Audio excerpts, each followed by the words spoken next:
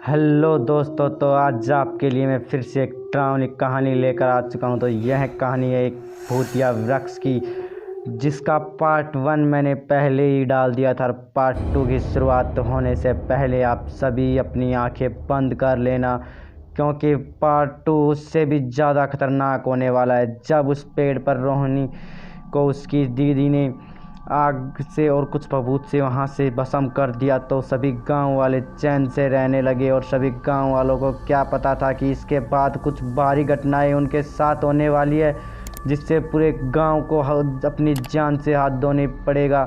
तो कुछ दिनों तक तो पूरे गांव में ऐसी ही सुनसान और काफ़ी प्यारी आवाज़ें आती रही, पर कुछ दिनों बाद गांव को ऐसा लगा कि उस पेड़ में फिर से कुछ हलचल होने लगी है और बरगद का पेड़ फिर से कुछ हिलने लगा था। और गांव वालों को आज तक उन दो मौतों का पता नहीं चला था कि उन दो व्यक्तियों और दोनों स्त्रियों को किन लोगों ने मारा और क्यों मारा।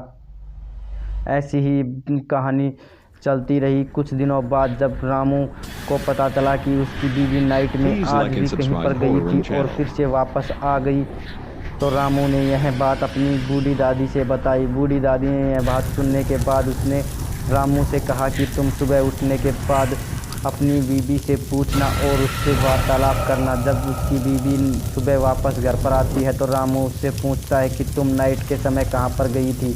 तो उसकी बीवी उत्तर देती है कि मैं उसी बरगद के पेड़ के नीचे गई थी और मैं उन दो मौतों का पता लगा रही हूँ जिसे उसी पेड़ पर लटका कर मार डाला था।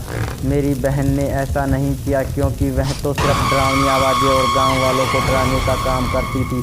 उसकी प्रेत आत्मा इतनी भी बुरी नहीं थी कि किसी को मार डाले। मैंने मेरी दीदी का अंतिम संस्कार एक शमशान स्थल पर किया था, जो काफ़ी बड़ा और काफ़ी सुंदर था, तो वहाँ से उसकी आत्मा को इतना भटकना नहीं पड़ा। वह इसी गांव के किसी निजी आदमी का काम था, तो मैं उसी का पता लगा रही हूँ। तो रामू कहता है कि मैं भी तुम्हारे साथ इस बात का पता लगाऊंगा। रामू और उसकी बीवी रोज़ नाइट को जाते और उस पेड़ के पीछे जाकर छिप जाते और देखते कि वहाँ पर क्या होता है। रोज़ देखने के बाद एक दिन रामू को दिखाई दिया कि उसी गांव का सरपंच रोज़ वहाँ पर आता है और कुछ तांत्रिक वगैरह के साथ आकर वहाँ पर कुछ पूजा पाठ करता है, और वह एक जंगल के रास्ते बहुत दूर चला जाता है।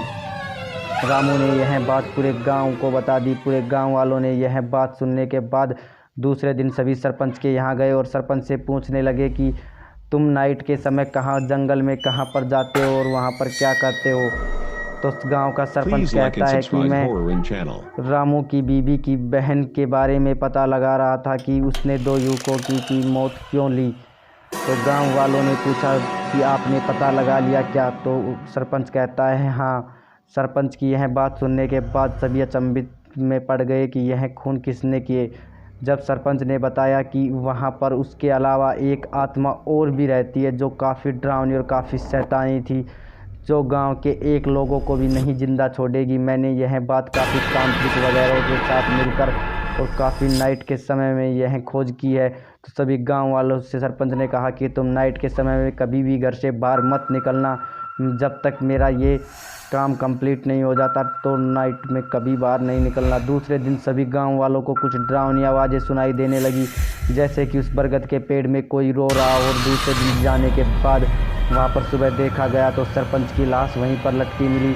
तो सभी गांव वाले अचंभित हो गए कि सरपंच की लाश यहाँ पर क्यों लटकी हुई है।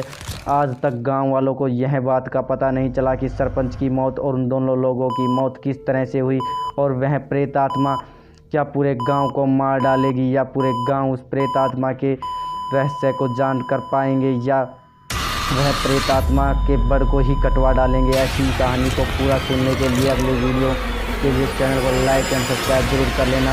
जय हिंद, जय भारत।